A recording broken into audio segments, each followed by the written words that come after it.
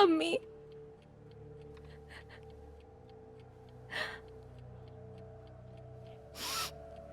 आरतम को मैंने मारा था अम्मी। तुम्हारी तबीयत ठीक है ना? वही दादा आए थे, उन्होंने मुझे दिखाया। ये तुम क्या कह रही हो बुसरा? दादाजी यहाँ आए थे। तुमने सपना देखा होगा। वो सपना नहीं था। या अल्लाह मेहर करना।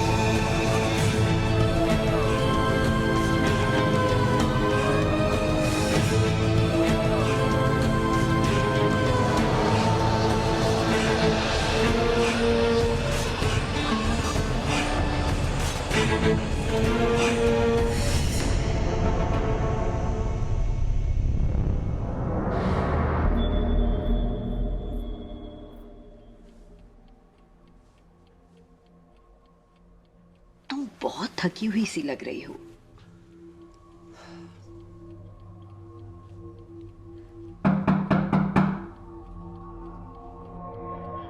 उम्मीद है सब ठीक होगा।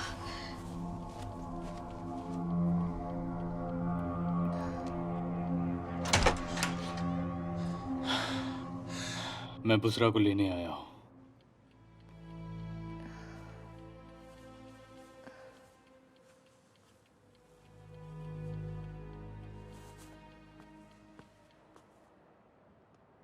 क्या बात है सलीम? बुसरा, तुम्हें मेरे साथ चलना होगा। बुरहान बाबा चाहते हैं कि तुम वहां पर आओ। कौन बुरहान बाबा? एक काजी हमारे बारे में सब कुछ जानता है।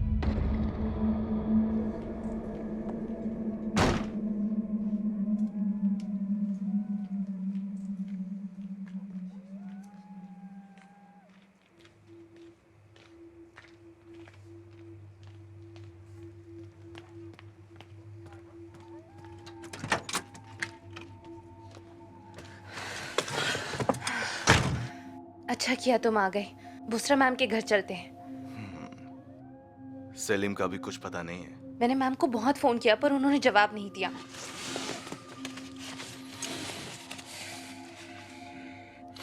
बस उस अजीज ने गांव वालों के साथ मिलकर कुछ उल्टी सीधी हरकत ना की हो।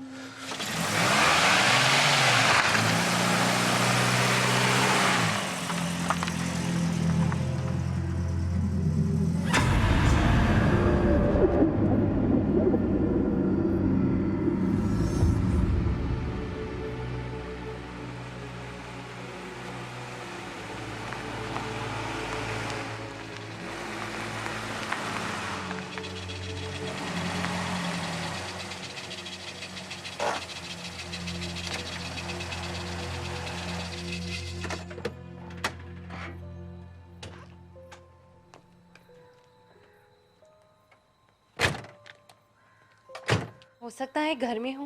पर सलीम की गाड़ी नहीं दिखाई दे रही।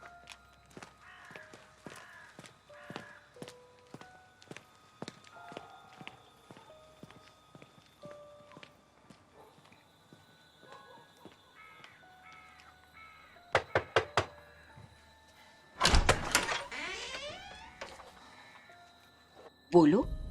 Good evening. Good evening. मैं बुसरा की माँ हूँ। अच्छा, बुसरा मैम घर पर है? वो सेलिम के साथ बाहर गई है। कहाँ गए हैं वो? मुझे नहीं पता, पर वो सेलिम किसी बुरहन बाबा का नाम ले रहा था। बुरा बाबा कौन है? उनको इतनी रात गए एक बाबा से क्या काम पड़ गया? मैं बुसरा मैम के साथ हॉस्पिटल में काम करती हूँ। उनको इतनी बार फोन किया पर उन्होंने फोन नहीं उठाया तो फिक्र हो गई थी। समझ गई। आओ अंदर आओ।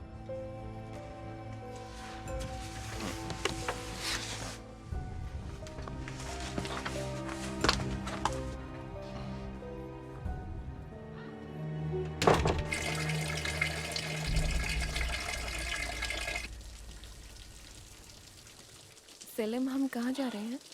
भरोसा रखो। सेलिम, मैंने एक बहुत गलत काम किया है। मुझे पता नहीं है और मुझे याद भी नहीं है कि कैसे हुआ। अर्दम को मैंने मारा है। वो सपना नहीं था, सच था। मैंने उन लम्हों को फिर से जिया है।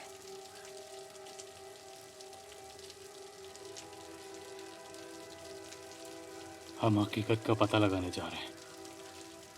चलो।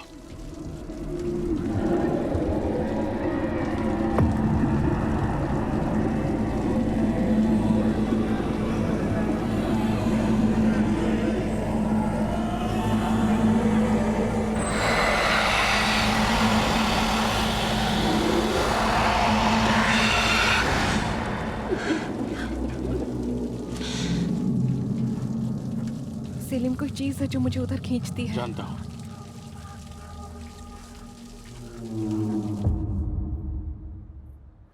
जब मैं आई तो वो लेटी हुई थी। वो कार में बेहोश हो गई थी। सेलिम उसको घर में लाया और लेटा दिया। पता नहीं क्या हुआ होगा। हालिल, देवत अंकल को फोन करके पूछो ना बुरा बाबा कौन है।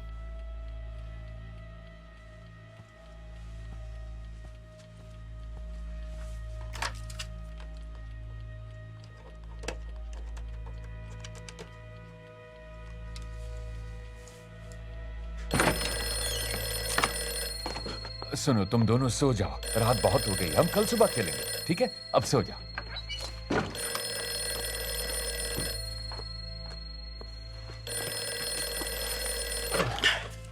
हेलो, कौन? दाऊद अंकल, हलील बोल रहा हूँ। माफी चाहूंगा आपको इतनी रात में परेशान किया। नहीं, कोई बात नहीं, बोलो। आप किसी बुरहान बाबा को जानते हैं? नहीं, मैं किसी बुरहान बाबा को नहीं जानता। आसपास के गांवों में भी ऐसा कोई आदमी नहीं। इसलिए पूछ रहा था क्योंकि सेलिम और डॉक्टर उसके पास गए। मुझे उनकी फिक्र हो रही थी। रखता हूँ अभी। शब्बा खैर दाऊद अंकल। शब्बा खैर।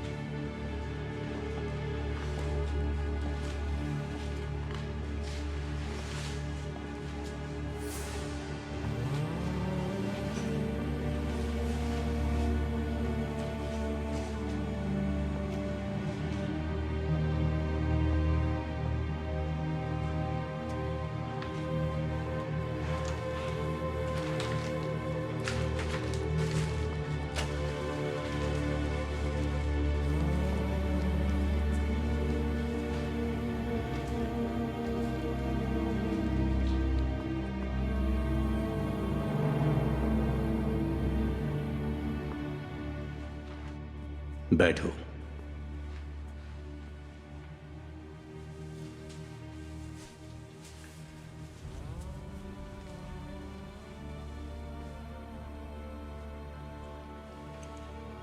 घबराओ नहीं बेटी।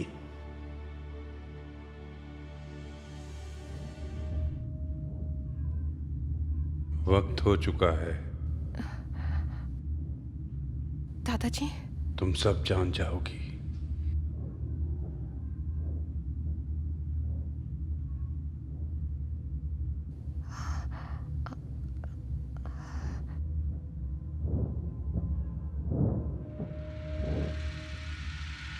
जो सच तुम जानने वाले हो उसको समझना आसान नहीं होगा, और मेरे लिए उस सच को समझना और ज्यादा मुश्किल होगा। इससे पहले कि हम तुम्हें ये सब बताते, तुम्हारा हम पे यकीन होना जरूरी था, तुम्हारा तैयार होना जरूरी था। इसीलिए मैंने तुमसे कहा था, ये जानने के लिए कि तुम कौन हो, पहले ये जानना जरूरी होगा कि तुम कौन नहीं हो। और मैंने तुम्हें उस कमरे की जमीन को खोदने को कहा था।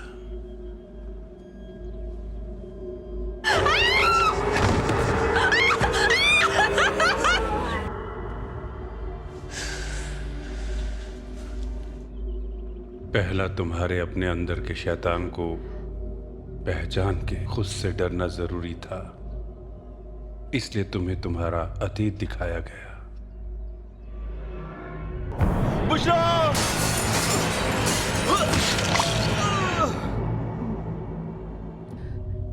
मैं हमेशा तुम्हारा रहनुमा बना, तुम्हें हर मोड़ पर राह दिखाता रहा। हम हमेशा एक फरिश्ते की तरह तुम्हारे साथ चलते रहे, लेकिन हमारा मकसद तुम्हारी हिफाजत करना नहीं था। सब कुछ वैसे ही शुरू हुआ जैसे तुम्हारी मां ने बताया था। तुम्हारी माएं एक दूसरे को जानती थीं। उनकी कोई औलाद नहीं हो रही थी। एक रात वो केवसर नाम की एक तांत्रिक औरत से मिली थी। उनकी औलाद नहीं हो रही थी और उस औरत ने उनसे कहा कि वो सोने के बदले में उनकी मदद करेगी। उन्होंने उस औरत को अपना सब कुछ दे दिया। उस औरत ने दूसरी दुनिया की दो हस्तियों को, जिनका नाम था सैम हदिस और एपियत, उनको अपना गुलाम बनाकर इस्तेमाल किया। तकरीबन 7 या 8 महीनों के बाद तुम इस दुनिया में आए।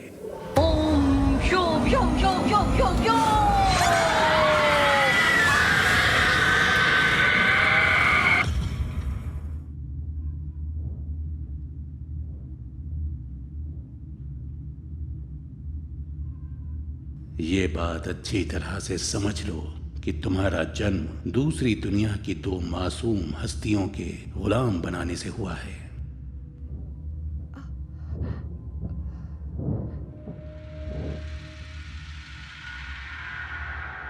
तुम्हारे अब्बा इस दुनिया के नहीं हैं।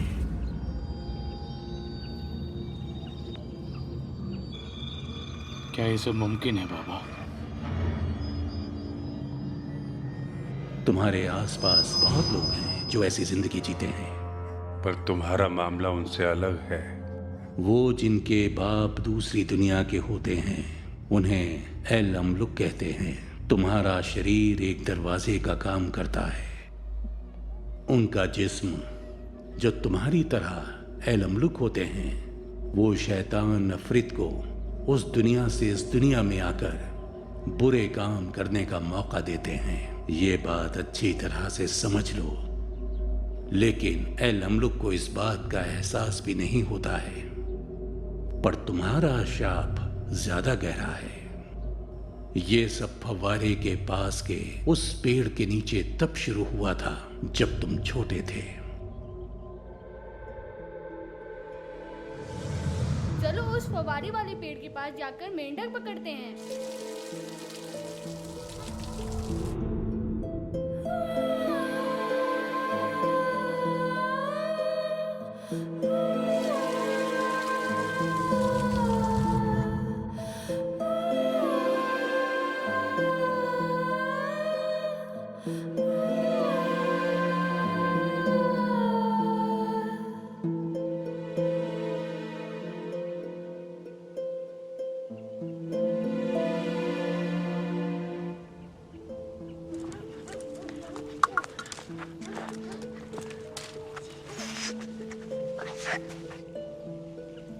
यहाँ से भाग चुके हैं, यहाँ एक भी नहीं है। मैं एक बार पेड़ के पीछे देख के आता हूँ। मैं भी चलती हूँ।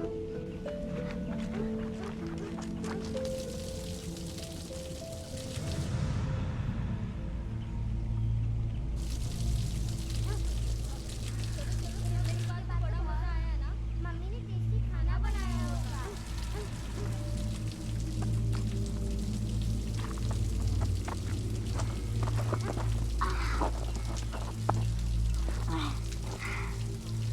देखो देखो, मुझे मिल गया है, ये देखो।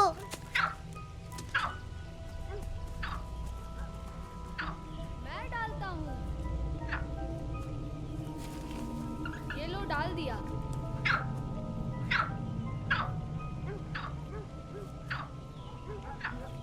चलो अब गांव वापस चलते हैं। सेलिम और बुशरा कहाँ है? वो देखो उस पेड़ के नीचे, मैं बुलाकर लाता हूँ।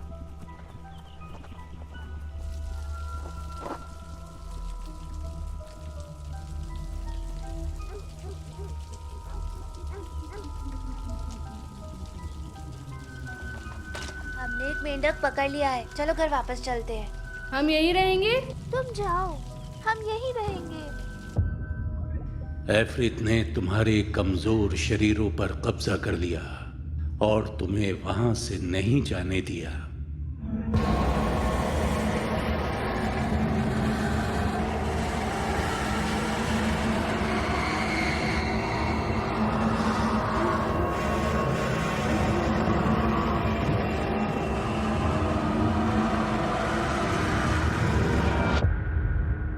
ये एक इत्तेफाक की बात है कि उस वक्त तुम दोनों वहां पर थे, पर वो उन दोनों एफरित के लिए एक मौका था जिन्होंने तुम्हारी जिंदगियों को एक बुरे सपने में बदल दिया। वो एफरित, टेकेल, लियतली, एक मर्द एक औरत जिन्हें उनकी दुनिया से बाहर निकाला गया था, वो वहां पर तुम्हारे शरीरों के अंदर दाखिल हो गए।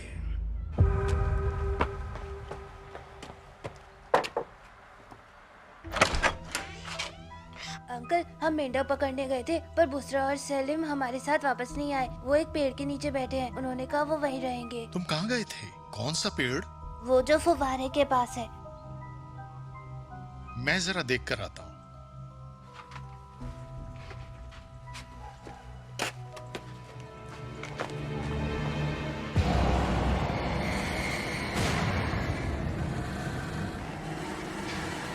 बुशरा,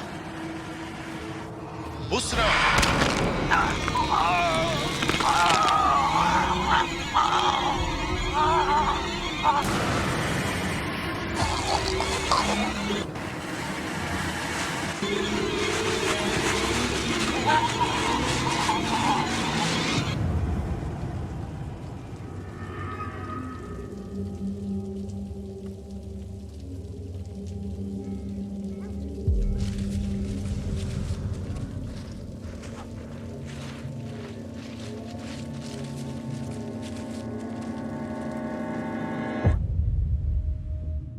वो तुम्हारे शरीरों के अंदर दाखिल हो गए।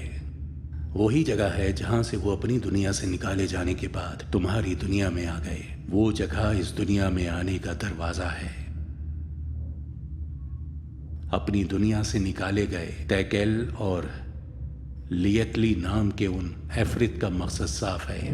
वो तुम्हारे शरीरों में घुसकर अपनी दुनिया को हमेशा के लिए छोड़कर इंसानों की दुनिया में आकर अपने खानदान को आगे बढ़ाना चाहते हैं। वो कई सालों से तुम्हारा पीछा कर रहे हैं।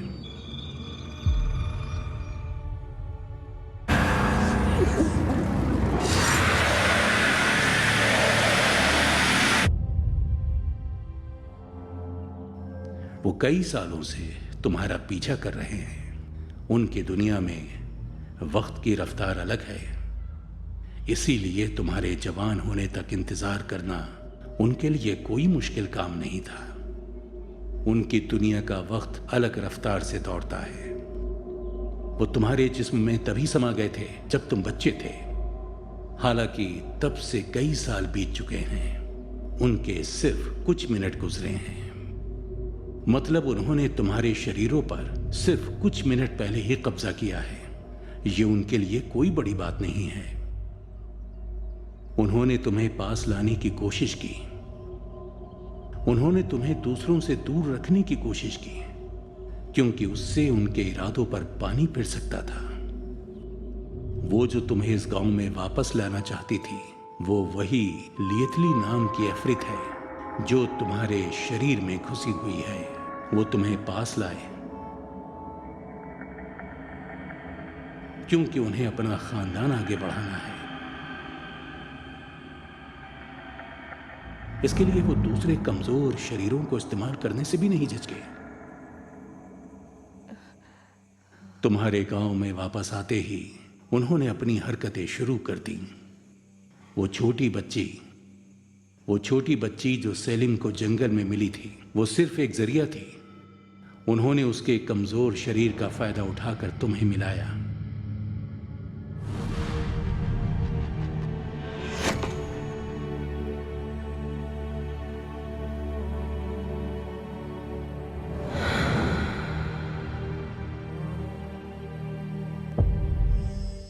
तुम दोनों के बीच का प्यार ही तुम्हारा सबसे बड़ा गुनाह है। तुम दोनों के प्यार के पीछे उनके दोनों के खतरनाक इरादे हैं। बाबा, अली को क्या हुआ था? वो भी सिर्फ एक जरिया ही था। उन्होंने उसके मासूम शरीर को तुम्हें फव्वारे वाले पेड़ के पास ले जाकर मिलाने के लिए इस्तेमाल किया था।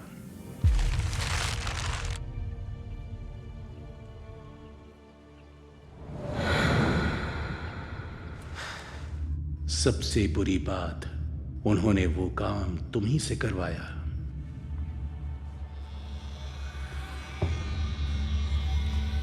अली, बेटा।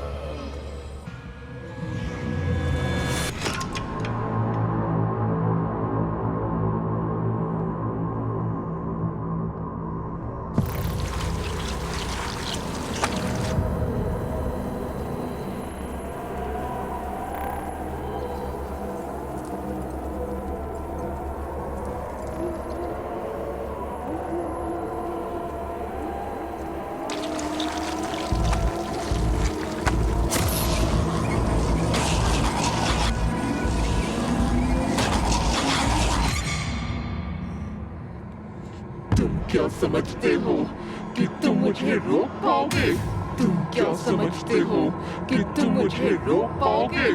तुम क्या समझते हो कि तुम मुझे रोक पाओगे? बुसरा, बुसरा, बुसरा।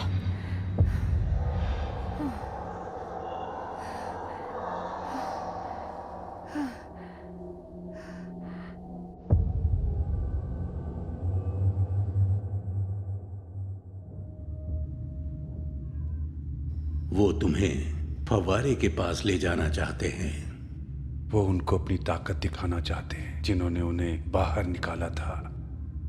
वो दोनों चाहते हैं कि तुम दोनों करीब आओ और उनके खानदान को आगे बढ़ाओ।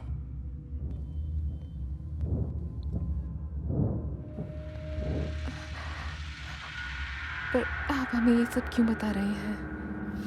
जैसा मैंने कहा, हमारा इरादा तुम्हारी हिफाजत करना नहीं है। हाँ, बस उन शैतानी हस्तियों के शाप को पूरा होने से रोकना चाहते हैं। और आप कौन हैं? हालांकि तुम्हारे जन्म का इल्जाम हम पे नहीं है। तुम्हारा जन्म उस तांत्रिक औरत ने जबरदस्ती करवाया था। फिर भी तुम्हारी जिम्मेदारी हम पर है।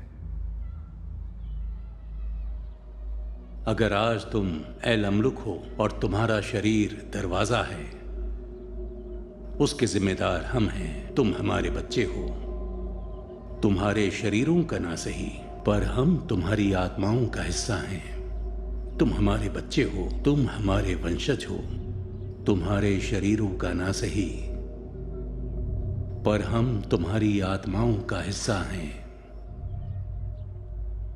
तुम्हें सब कुछ सच सच बताना हमारा फर्ज बनता है। अगर तुम हिम्मत दिखाओगे, वो यहां नहीं आ पाएंगे, वो हमारे पास नहीं आ पाएंगे। उनकी अपना चेहरा दिखाने की या हमारी आंखों में देखने की हिम्मत नहीं पड़ेगी। तुम तक पहुंचने के लिए और तुम्हें सब कुछ बताने के लिए हमने खुद को उन लोगों के रूप में ढाला जिन पर तुम अपनी दुनिया में यकीन करते हो। तुम अपने जन्म से ही शापित हो, पर वो खतरा और बढ़ गया जब वो दो हस्तियां तुम्हारे शरीरों में समा गईं। हमें उन खतरों को दूर करने की जिम्मेदारी सौंपी गई। तुम दोनों और तुम्हारे अंदर मौजूद एफरित मेरी बात सुन रहे हैं। वो तुम्हें शापित प्यार के सहारे, जो मैं कहने वाला हूं, उसे होने से रोकने की कोशिश करेंगे। वो तुम्हारे शापित प्यार के सहारे उसे होने से रोकने की कोशिश करेंगे। जो मैं कहने वाला हूं, इस शाप को खत्म करने का सिर्फ एक तरीका है। तुम्हारी जिंदगियां झूठी हैं, तुम्हारे सपने नकली हैं, तुम्हारे आसपास कुछ भी वैसा नहीं है जैसा तुम सोचते हो।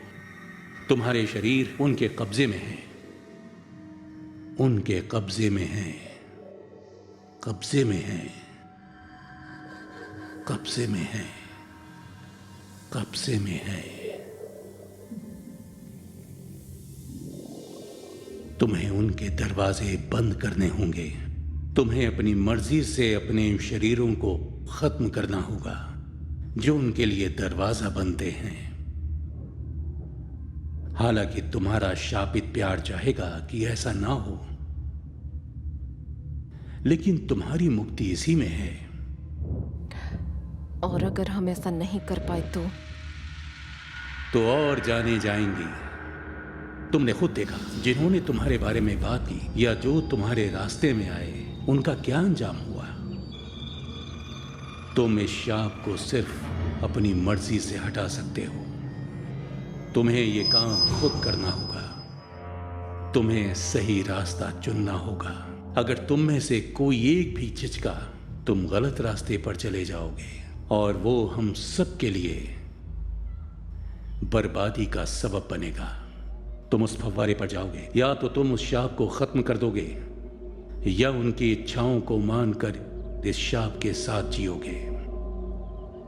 उनको खुद से दूर करना हो या उनकी इल्तिजाओं को मानना हो, तुम्हें मिलकर चलना होगा। तुम्हारा इरादा जितना ज्यादा मजबूत होगा, तुम्हें उससे उतनी जल्दी छुटकारा मिलेगा।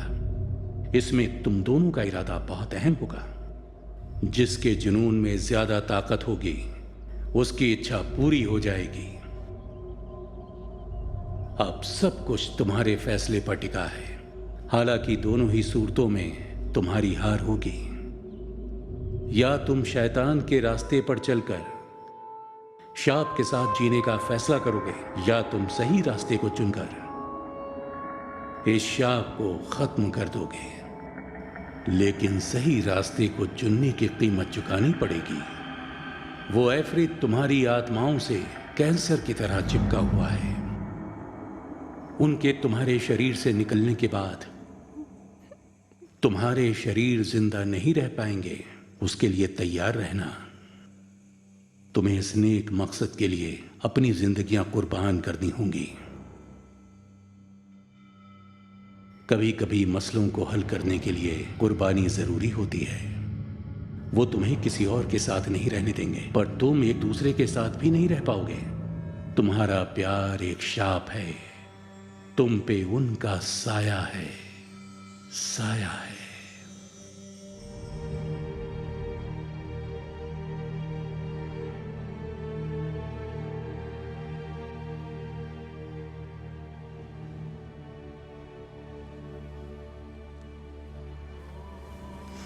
तुम्हारी जिंदगियां झूठी हैं, तुम्हारे सपने नकली हैं, तुम्हारे आसपास कुछ भी वैसा नहीं है जैसा तुम सोचते हो। तुम्हारे शरीर उनके कब्जे में है, कब्जे में है।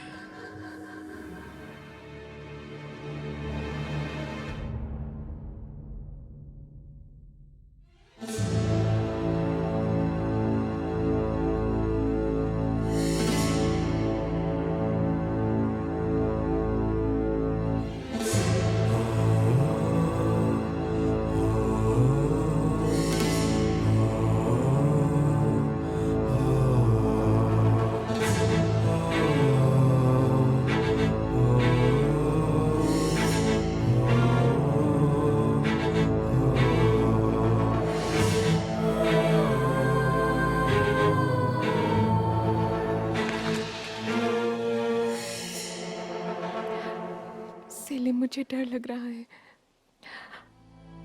मैं तुम्हारे साथ रहना चाहती हूँ।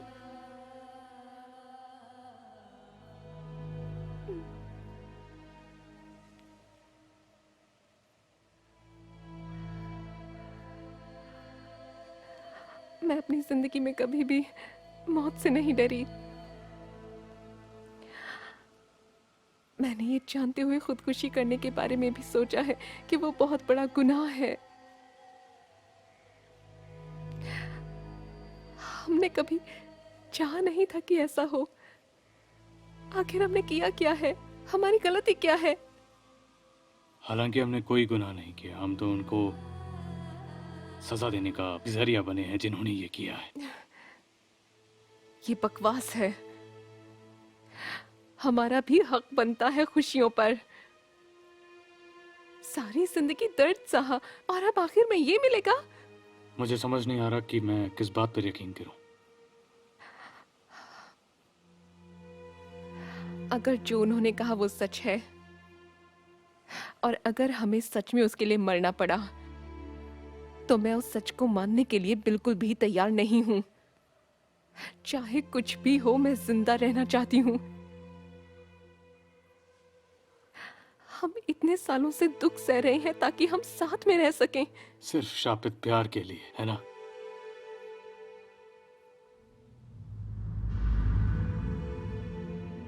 मैं उन सब चीजों को बेकार नहीं जाने दूंगी। मुझे किसी की कोई फिक्र नहीं है। हमारी सारी तकलीफें, हमारी सारी परेशानियां अब खत्म होंगी। इस वक्त मैं सिर्फ ये जानती हूँ कि मैं अपनी जिंदगी तुम्हारे साथ जीना चाहती हूँ। मैं खुशियों को इतना पास आकर खुद से दूर नहीं जाने दूंगी। मुझे नहीं पता कि तुम खुद बोल रही हो या फिर ये सब कोई तुमसे बुलवा रहा है। मैं तुम्हारे लिए कुछ भी कर सकता हूँ।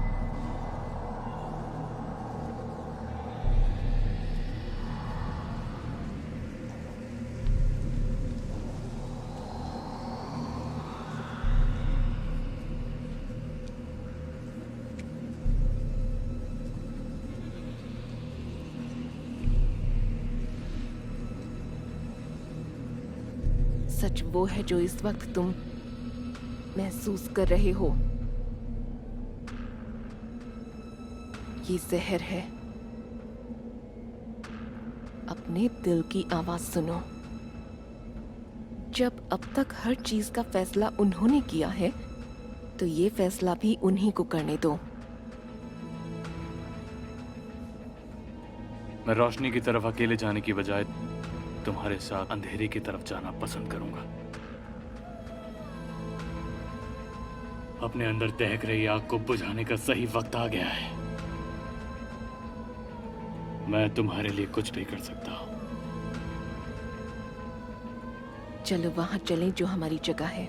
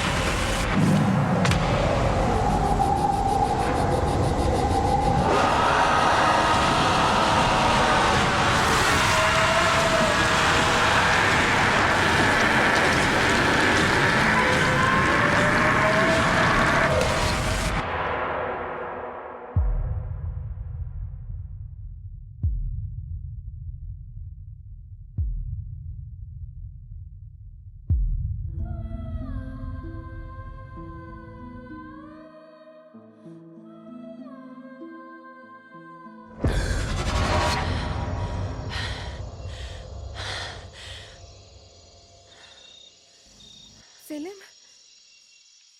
मैं तुम्हारे लिए कुछ भी कर सकता हूँ।